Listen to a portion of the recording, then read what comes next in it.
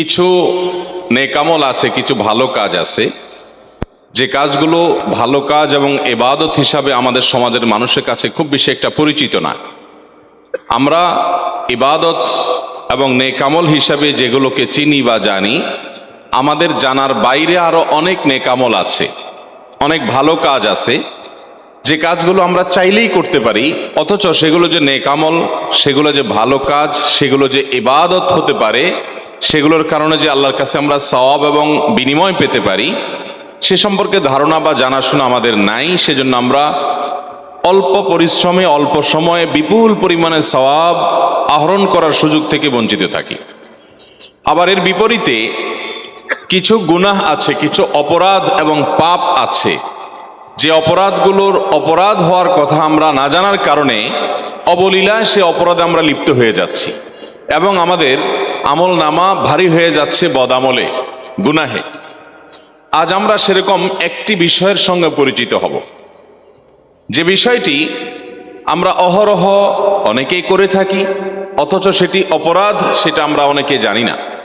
আর সে বিষয়টি হলো, কোনোভাবে কোনো মানুষকে যদি আমরা কষ্ট দেই অন্যায়ভাবে, কোনো মুসলিমের, এমনকি যে কোনো মানুষের অন্যায্যভাবে অন্যায়ভাবে যদি কষ্টের কারণ হই আমি, তাহলে এর কারণে আমার আমল নামায় গুনাহ লেখা হবে এবং এর কারণে আমার একটা অপরাধ হবে, একটা পাপ হবে। এবং সেই অপরাধ এবং পাপটা কোনো ছোটখাটো পাপ না যে মুসাফা করলে অনেক গুনাহ ঝরে যায়, ওযু করলে অনেক গুনাহ ঝরে যায়, অনেক নেকামল বিভিন্ন গুনাহ মোচন করে দেয়, সেরকম কোনো আমল দ্বারায় মোচন হয়ে যাবে, এটা সেরকম কোনো ভুল বা সেরকম কোনো অপরাধ না, বরং এটা কাবিরা গুনাহ, যেটা তওবা ছাড়া, ওই ব্যক্তির কাছ থেকে মাপ নেওয়া ছাড়া মাপ হবে না।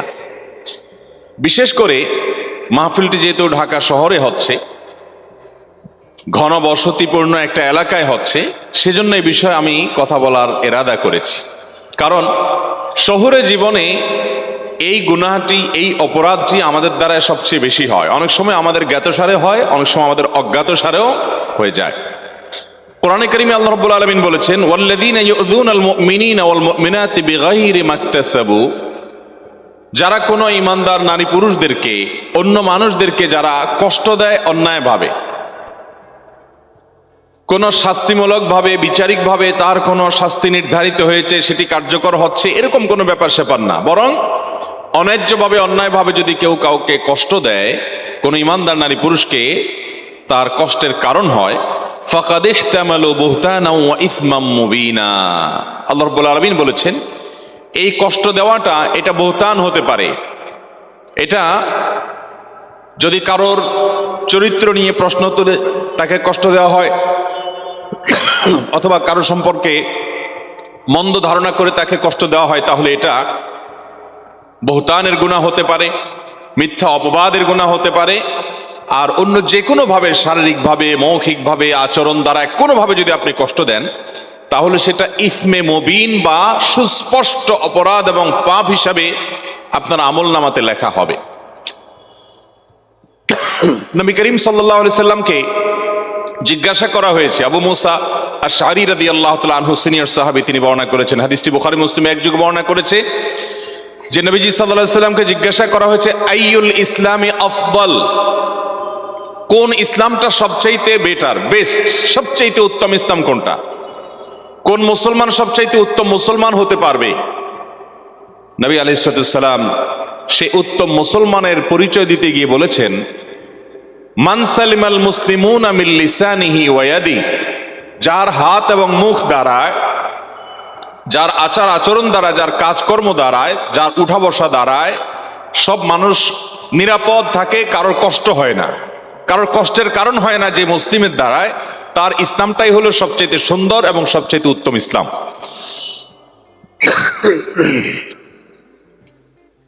মুহতারাম হাজরিন, নবী করিম সাল্লাল্লাহু আলাইহি ওয়াসাল্লামের বিভিন্ন হাদিসের দিকে যখন আমরা তাকাই, তখন আমরা দেখতে পারি যে ভালো মুসলমানকে তিনি চিত্রায়িত করেছেন তার ব্যক্তিগত নফল আমল দিয়ে না, নফল দান সদকা দিয়ে না, নফল রোজা দিয়ে না, নফল সালাত দ্বারা না, নফল জিকির আজকার দিয়ে না।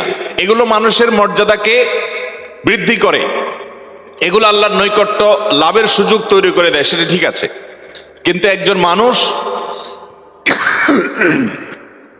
আল্লাহর কাছে মূল্যবান এবং আল্লাহর কাছে দামি হয়, আল্লাহর কাছে মূল্যবান এবং আল্লাহর কাছে দামি হয়, তার নেক আমল দ্বারায়, বিশেষ করে সে যখন মানুষের জন্য কল্যাণকর নিজেকে প্রমাণ করে এবং মানুষকে তার ক্ষতি থেকে বাঁচাবার চেষ্টা করে। আজ আপনি সারা পৃথিবীতে দেখবেন, আমাদের আশেপাশে দেখবেন, বহু মুসলমান আছে আলহামদুলিল্লাহ মুখে নবী সাল্লাল্লাহু আলাইহি ওয়াসাল্লামের নির্দেশ পালন করতে গিয়ে ওয়াজিব দাড়ি রেখেছেন। আলহামদুলিল্লাহ লেবাস পোশাকের ভিতরে একজন খাঁটি মুসলমানের ছাপ আছে। ব্যক্তিগত পর্যায়ে ইবাদত বন্দেগী আমরা করি, কিন্তু ঘুম থেকে উঠায় থেকে নিয়ে আবার ঘুমানো পর্যন্ত এই পুরো সময়টাতে আমাদের দ্বারা অনেক মানুষ কষ্ট পায়, অনেক মানুষকে আমরা কষ্ট দেই, অনেক মানুষের অধিকার আমরা নষ্ট করি। সময়তো ভাইরা আমার, এভাবে একজন মানুষ দুনিয়ার মানুষের কাছে ভালো মানুষ হতে পারে, বা এজ এ মুসলমান বাহ্যিকভাবে তিনি ভালো মুসলমান মানুষের কাছে হতে পারেন। আল্লাহর খাতে ভালো মুসলমান হওয়ার কোনো পথ এটি নয়।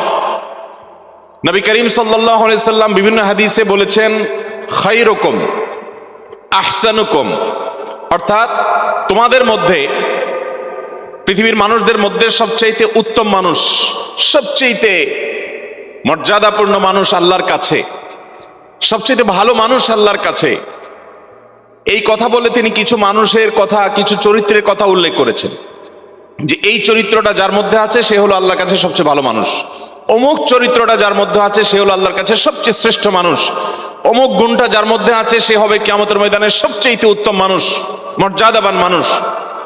এ জাতীয় যত হাদিস আছে, এই হাদিসগুলোকে আমি একবার খোঁজার চেষ্টা করেছি অনলাইন লাইব্রেরিতে, যেখানে হাজার হাজার লক্ষ লক্ষ হাদিস আছে, সেখানে আমি সার্চ দিয়ে দেখেছি এবং ঘাটাঘাটি করে দেখেছি। বিভিন্ন কিতাবপত্রে আহসানুকুম, খিয়ারুকুম, খায়রুকুম, আহাসিনুকুম, যত রকমের হাদিস এরকম আছে, সবগুলো একত্র করলে দেখা যায় নবী করিম সাল্লাল্লাহু আলাইহি সাল্লাম সে সকল চরিত্রের মানুষদেরকেই বলেছেন সবচেয়ে উত্তম, সবচেয়ে শ্রেষ্ঠ, সবচেয়ে মর্যাদাবান, আল্লাহর কাছে সবচেয়ে প্রিয়। যে মানুষগুলো তাদের আচার আচরণ দ্বারায়, তাদের কাজকর্ম দ্বারায়, তাদের সার্বিক সব বিষয় দ্বারায় অন্য কোনো মানুষ, এমনকি কোনো প্রাণী, এমনকি কোনো ভিন্ন ধর্মের মানুষ, এমনকি কোনো কীট পতঙ্গ, এমনকি আল্লাহর কোনো ক্ষুদ্রাতি ক্ষুদ্র সৃষ্টি, তারও কষ্টের কোনো কারণ হয় না। এই মানুষগুলোই আল্লাহর কাছে প্রিয় হয়, এই মানুষগুলোই দামি হয়, এই মানুষগুলো শ্রেষ্ঠ হয়। অথচ এটাকে আমরা মনে করি জাস্ট একটা ম্যানার্সের ব্যাপার, জাস্ট একটা সামাজিকতার ব্যাপার, জাস্ট একটা মানবীয় গুণের ব্যাপার। এটাকে আমরা ইবাদত হিসাবে বেশিরভাগ মুসলমানরা রিলেট করতে পারি না। মোহতারাম হাজরিন, আপনি হাদিস খুললে দেখবেন নবী করিম সাল্লাল্লাহু আলাইহি সাল্লাম বলেছেন, আহসানুকুম আহসানুকুম কাদাআ, তোমাদের মধ্যে সবচেয়ে ভালো মানুষ সে যে ধার দেনা নিলে, বাকি নিলে এটা পরিশোধ করার সময় ভালো মানুষের পরিচয় দেয়। এই যে মানুষের অধিকারের ব্যাপারে সচেতন হয়, মানুষকে টালবাহানা করে তার পেছনে পেছনে ঘুরতে বাধ্য করে না, বরং সময় মতো সুন্দরভাবে উত্তম রূপে পরিশোধ করে দেয়। তোমাদের ভিতরে সবচাইতে খায়রুল আসহাবি, তোমাদের ভিতরে সবচাইতে উত্তম সঙ্গী হলো যে ব্যক্তি তার সঙ্গীদের কাছে ভালো হয়। তোমাদের ভিতরে সবচাইতে উত্তম মানুষকে, সবচাইতে ভালো মানুষকে নবী সাল্লাল্লাহু আলাইহি সাল্লাম বলেছেন যে তার পরিবারের কাছে ভালো, তার স্ত্রী সাক্ষ্য দেয় যে আমার স্বামী, উনি মানুষটা অমায়িক এবং সত্যি ভালো মানুষ, আমার সাথে বদ আচরণ করে না, এই মানুষটা সবচেয়ে ভালো মানুষ। এরকম সবচেয়ে ভালো মানুষের যত তালিকা আছে, বিশেষ করে হাদিসের মধ্যে 11-12 শ্রেণী মানুষের কথা আমরা আমাদের খোঁজাখুঁজির পর আমরা পেয়েছি। সেখানে এক শ্রেণী মানুষের কথা জানি, খায়রুকুম মান তাআল্লামাল কুরআনা ওয়া আল্লামা, যে ব্যক্তি কোরআন শিখে মানুষকে কোরআন শিখায়। কোরআনের শিক্ষক শিক্ষার্থীরা সবচেয়ে শ্রেষ্ঠ মর্যাদাবান। এছাড়া অন্য সব শ্রেণীগুলো দেখবেন মানুষকে যারা কষ্ট দেয় না, যারা চেষ্টা করে যে আমার দ্বারা কারো কোনো কষ্ট যেন না হয়, সচেতন থাকে, সতর্ক থাকে যে আমার কোনো কথা দ্বারা, আমার কোনো আচরণ দ্বারা কারো কষ্ট হচ্ছে কিনা, এই মানুষগুলো সবচেয়ে শ্রেষ্ঠ মানুষ। নবী করিম সাল্লাল্লাহু আলাইহি সাল্লামের চরিত্র যদি আপনি দেখেন, আপনি অবাক হয়ে যাবেন। তার চরিত্রের মধ্যে আমরা অনেকে আজকাল কাচুমুচু করে নিজের ভালো মানুষই জাহির করি, বিনয় জাহির করি। এটাকে তিনি অ্যাপ্রিসিয়েট করতেন না। তিনি অ্যাপ্রিসিয়েট করতেন কোনটাকে? যে সার্বিকভাবে একজন মানুষ অন্য কোনো মানুষের কষ্টের কারণ হবে না, এই ব্যাপারটিতে তিনি সতর্ক থাকবেন, এর মাধ্যমে তিনি সবচেয়ে চরিত্রবান হবেন। নবী করিম সাল্লাল্লাহু আলাইহি সাল্লাম সাহাবীদের সাথে তিনি এমনভাবে মিশতেন যে সাহাবীরা প্রত্যেকে মনে করতেন নবীজি আমাকে সবচেয়ে বেশি ভালোবাসে। এখন আপনি একটা প্রতিষ্ঠানে দায়িত্বশীল আছেন, আপনার অধীনে কিছু লোক আছে, অথবা আপনি একটা পরিবারের কর্তা, আল্লাহ তাআলা আপনাকে ছেলে মেয়ে দিয়েছেন। এই লোকগুলোর মধ্যে আপনি সবার প্রতি আচরণ এমন হবে যে কারোর প্রতি বিমাতাসুলভ আচরণ করবেন না, কারোর প্রতি বিরূপ আচরণ করবেন না, বরং আপনার আচরণ দ্বারা সবাই জানবে যে আপনি সবার হিতাকাঙ্ক্ষী এবং কল্যাণকামী। এটা উত্তম আখলাক ছাড়া সম্ভব না। এই উত্তম আখলাকওয়ালা মুসলমান দুনিয়াতে পাওয়া খুব কঠিন। বাহ্যিক লেবাসে পোশাকে অথবা বাহ্যিক আমল ইবাদতে মুসলমান আপনি বহু পাবেন, কিন্তু যার সকাল থেকে রাত পর্যন্ত পুরো দিনে তার দ্বারা কোনো মানুষ কষ্ট পায় না, যদি কষ্ট পায় তাহলে সে যখনই আঁচ করতে পারে যে আমি কাউকে কষ্ট দিয়ে ফেলেছি, সাথে সাথে সে সেটাকে নিষ্পত্তি করে ফেলে, মাপ চেয়ে সেটাকে শেষ করে তারপরে সামনে অগ্রসর হয়। এই মানুষগুলো হলো আল্লাহর কাছে সবচেয়ে প্রিয় মানুষ। আমাদের নবী করিম সাল্লাল্লাহু আলাইহি ওয়াসাল্লাম, তার দ্বারা কেউ কখনো আঘাতপ্রাপ্ত হন নাই। তার একাধিক স্ত্রী ছিলেন এবং উম্মুল মুমিনিন উম্মাহাতুল মুমিনিন রাদিয়াল্লাহু তাআলা আজমাইন, তাদের মধ্যে মাঝে মধ্যে টুনটান হয়েছে। তারা মানুষ ছিলেন, যার কারণে ভুল বোঝাবুঝি বা কোনো বিষয়ে মান অভিমান হয়েছে। নবী করিম সাল্লাল্লাহু আলাইহি ওয়াসাল্লাম নিজেও অভিমান করে তাদের থেকে দূরে থেকেছেন, কিন্তু কখনো মুখ দিয়ে কোনো কটু কথা বের হয় নাই, কখনো কাউকে আঘাত করেন নাই, কারোর শরীরে টাচ করেন নাই শাস্তি দেওয়ার জন্য। কোনো প্রকার কটু মন্তব্য করার প্রশ্ন তো তার সামনে উঠতেই পারে না। এভাবে তিনি গোটা পৃথিবীর মানুষের জন্য সর্বোত্তম আদর্শ হয়েছেন। আজ আমাদের মধ্যে এই জিনিসটার সবচেয়ে বেশি অভাব ভাইরা। আমাদের দ্বারা মানুষ কষ্ট পায়, কত মানুষ যে সারাদিনের মধ্যে কষ্ট পায়। আপনি একটা রিক্সায় উঠেছেন, রিক্সাওয়ালা বেচারা হয়তো কোনো ভুল করেছে, আপনি তাকে অকথ্য ভাষায় গালিগালাজ দিয়ে বসলেন, হয়তো একটু জোরে ব্রেক দিয়েছে, কষ্ট হয়ে গেছে আপনার, আপনি তাকে এমন ভাবে বকাঝকা করলেন লোকটা মনে আঘাত পেয়েছে, কিন্তু বলার কিছু সাহস পায় নাই। আপনার চেহারা ছবি দেখে সে ভয় পেয়েছে যে কোনো প্রভাবশালী মানুষ, আপনি কষ্ট দিয়ে চলে গেলেন। এরকম অহরহ আমাদের দ্বারা মানুষ কষ্ট পায় কি পায় না বলেন? এমনকি আপনি স্বামী, আপনার স্ত্রীর কোনো একটা ভুলের কারণে আপনি অবশ্যই তাকে শাসন করতে পারেন, কিন্তু শাসন করতে গিয়ে আপনি সীমানা ছাড়িয়ে গেছেন, তাহলে হোক তিনি আপনার স্ত্রী, আপনি তার কাছে মাপ চেয়ে নিষ্পত্তি করিয়ে নেবেন। আপনার বাবা মা, তাদের কথা তো বলাই বাহুল্য, তাদের প্রতি আপনার দ্বারা যেন কোনো কারণে কোনোভাবে তাদের প্রতি যেন অবিচার না হয়, জুলুম না হয়, তারা যেন কষ্ট না পায়, সে বিষয়ে আমাদেরকে খেয়াল রাখতে হবে। এক সাহাবী নবী করিম সাল্লাল্লাহু আলাইহি সাল্লামকে বলেছেন, ইয়া রাসূলুল্লাহ, আমি অনেক আমল করতে চাই, কিন্তু আমার দুর্বলতা আছে, আমি পারি না। ধরুন আমি দান করতে চাই, আল্লাহ তাআলা অনেককে অনেক টাকা পয়সা দিয়েছে, তারা দান সাদাকা করে, মসজিদ মাদ্রাসা করে, কল্যাণমূলক কাজ করে, কিন্তু আমি পারি না ইয়া রাসূলুল্লাহ, আমার দুর্বলতা আছে, আমি কি করব? খুব গুরুত্বপূর্ণ একটা হাদিস। ইয়া রাসূলুল্লাহ, আমার দুর্বলতা আছে, অনেক আমলের ক্ষেত্রে আমি করতে পারি না। কারো শারীরিক দুর্বলতা থাকতে পারে যে তিনি রাত জেগে ইবাদত করতে চান কিন্তু কুলায় উঠতে পারেন না, তিনি দিনভর নফল রোজা রাখতে চান, কিন্তু এইরকম অসুস্থ মানুষ যে তিনি সেটা পারেন না। অনেকে অনেক আমল করতে চান কিন্তু সাধ্য নাই। নবী আলাইহিস সালামের কাছে এক সাহাবী যখন এই কথা বললেন, ইয়া রাসূলুল্লাহ, আমার সাধ্যের ঘাটতি আছে, অভাব আছে, কিন্তু ইচ্ছার কোনো ঘাটতি নাই, আমি অনেক আমল করতে চাই ইয়া রাসূলুল্লাহ, কিন্তু পারি না। তখন নবী করিম সাল্লাল্লাহু আলাইহি সাল্লাম তাকে বলেছেন, তুমি কোনো মানুষকে কষ্ট দেওয়া থেকে বিরত থাকবে, শুধুমাত্র এই একটা বিষয়কে খেয়াল করবে যে আমার দ্বারা কারোর কষ্ট যেন না হয়, কারোর অসুবিধা যেন না হয়।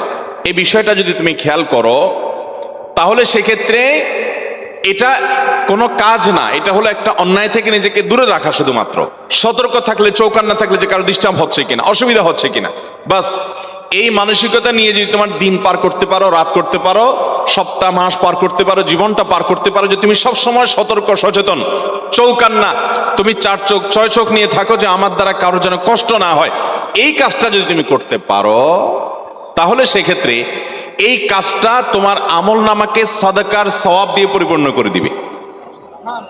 তোমার অনেক আমলের সাধ্য নাই, কিন্তু সে আমল করার সওয়াব আল্লাহ তাআলা তোমাকে এই শুধুমাত্র মানুষকে কষ্ট দেওয়া থেকে তুমি বিরত থাকলে এর মাধ্যমে তুমি সেই সওয়াব পেয়ে যাবে।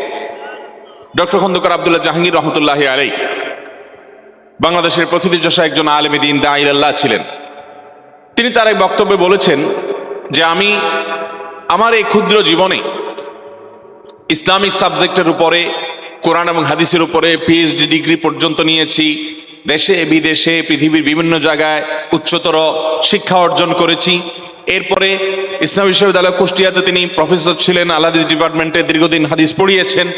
তিনি বলেছেন, কোরআন এবং হাদিস ঘাটার আমার যে অভিজ্ঞতা, আমার সকল অভিজ্ঞতার নির্যাস যদি আমি এক লাইনে বলি, তাহলে আমি বলবো গোটা ইসলামের নির্যাস হলো আল্লাহ রাব্বুল আলামিনের একত্ববাদ প্রতিষ্ঠিত করার পর, তাওহীদ এবং ঈমানকে ঠিকঠাক করার পর, বিশুদ্ধ করার পর, মৌলিক মোটা দাগে ইসলামের রোকন এবং মেইন কয়েকটা ফরজ আমল করার পর আল্লাহ তাআলাকে সবচাইতে বেশি খুশি করা যায়, আল্লাহ তাআলা বেশি সন্তুষ্ট হন বান্দা যখন মানুষের উপকার করে।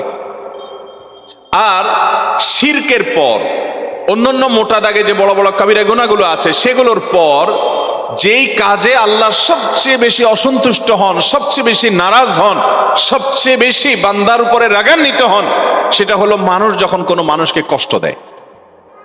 মোহতারাম হাজরিন, এই বিষয়টাকে আমরা ভালো কাজ, অর্থাৎ মানুষকে কষ্ট না দেওয়াটাকে ভালো কাজ আমরা মনে করি না, আর মানুষকে কষ্ট দেওয়াটা যে গুনাহের কাজ, এটাও আমরা গুনাহ মনে করি না। নবী করিম সাল্লাল্লাহু আলাইহি সাল্লামের কাছে একবার বলা হলো, ইয়া রাসূলুল্লাহ, ফুলানা, আমাদের এখানে একজন মানুষ আছেন, তিনি অনেক ইবাদত বন্দেগী করেন। খেয়াল করবেন, ওই মানুষটা অনেক কি করে? অনেক নফল রোজা রাখে, অনেক নফল নামাজ পড়ে, প্রচুর ইবাদত বন্দেগী করে।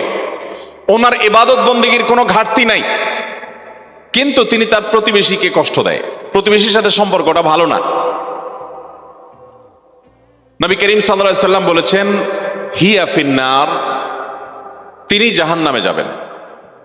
তার ব্যক্তিগত আমল ইবাদত যত ভালো হোক, তিনি নফল রোজা করেন, নফল নামাজ পড়েন, এত কিছুর পরও প্রতিবেশীকে যদি কষ্ট দেয়, তো নবী সাল্লাল্লাহু আলাইহি সাল্লাম বলেছেন সে জাহান্নামে যাবে। এরপরে বলা হলো, ইয়া রাসূলুল্লাহ, আরেকজন আছে যিনি মৌলিক মোটা মোটা 5 ওয়াক্ত ফরজ নামাজ পড়েন, অতিরিক্ত নফল নামাজ পড়তে সুযোগ পান না, তিনি হারাম কাজগুলো থেকে বেঁচে থাকেন, অন্যান্য ছোটখাটো অন্যান্য নফল আমলগুলো করার সুযোগ পান না, কিন্তু তার দ্বারা কোনো মানুষ কষ্ট পায় না। প্রতিবেশীর ব্যাপারে তিনি খুব অ্যালার্ট থাকেন যে আমার দ্বারা কোনো কষ্ট আমার প্রতিবেশীর হচ্ছে কিনা। নবী সাল্লাল্লাহু আলাইহি সাল্লাম বলেছেন এই লোকটা জান্নাতে যাবে।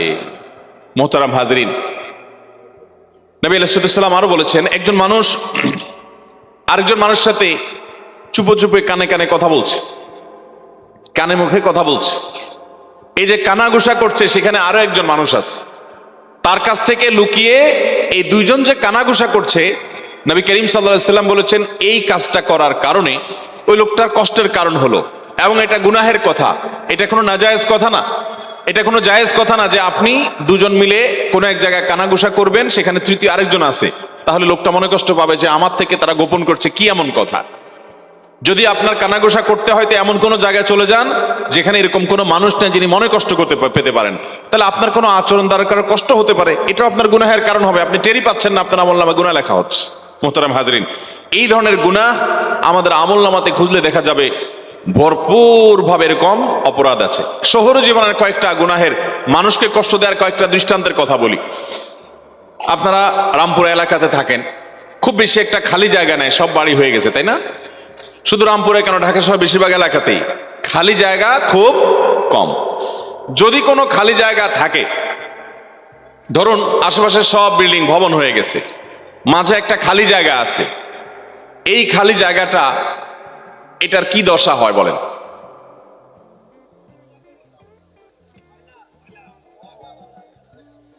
খেলাধুলা করার সুযোগ পান সেরকম খালি জায়গা কয়টা আছে? বেশিরভাগ জায়গাগুলো ময়লার বাগাড়ে পরিণত হয়, ঠিক কিনা বলেন? একজন মসজিদে যাচ্ছে ফজরের নামাজ পড়ার জন্য, 5 ওয়াক্ত নামাজের মধ্যে সবচেয়ে গুরুত্বপূর্ণ নামাজ আসর এবং ফজরের নামাজ। মুনাফিকের খাতা থেকে নাম কেটে যায় ফজর এবং এশা যে পড়তে পারে, আর ফজর এবং এশা যার জন্য পড়া কষ্টকর, মুনাফিকের লক্ষণ তার ভিতরে আছে। তাহলে একটা মানুষ যখন ফজর নামাজ পড়তে যায়, সে তো সমাজের এলিট শ্রেণীর মুসলমান, ক্রিম মুসলমান, সবচেয়ে আপার ক্লাসের মুসলমান। এই আপার ক্লাসের মুসলমানটা ফজর নামাজ পড়তে যাওয়ার সময় অনেক সময় দেখা যায় কোনো কোনো মানুষকে, আমি তো বহু দেখেছি ঢাকায়, যে আপনার ময়লার পলিথিনটা বাসা থেকে নিয়ে উনি ফজর নামাজ দিকে যাচ্ছেন, যাওয়ার সময় নিজের বিল্ডিং এর সামনে একটা খালি জায়গা আছে, উপর থেকে ছুঁড়ে ফেলে দিলেন খালি জায়গায়, দিয়া উনি বিসমিল্লাহ বলে ছুটছেন হয়তো আবার, এরপর তিনি মসজিদে চলে গেলেন। এরকম মুসলমান আমাদের সমাজে খুব অল্প না অনেক বেশি? এই যে কাজটা করলাম, কাজটা কি হালাল হলো না হারাম হলো? হারাম। এরপরে আপনি চিপস খেয়ে বিস্কিট খেয়ে আপনি ঠোঙাটা আস্তে করে ছেড়ে দিলেন রাস্তায়। এই ঠোঙাটা বাতাসে নিয়ে ফেললো ড্রেনে। এই ড্রেনে পানি জমলো এবং জলাবদ্ধতা তৈরি হলো। সামান্য বৃষ্টিতেই সব তলিয়ে গেল। এমনিতেই নানা দিক থেকে অবকাঠামোগত দুর্বলতা তো আছেই, এর মধ্যে আবার আপনি মরার উপরে খড়ার ঘাড় মতো করে ঠোঙ্গা ফেলাইলেন। আপনার ঠোঙ্গা আপনার মতো এরকম আরো 100 জন ফেললো, 200 জন ফেললো। এগুলো যেতে যেতে ড্রেনে জ্যাম হয়ে এলো, পানি জমে গেল।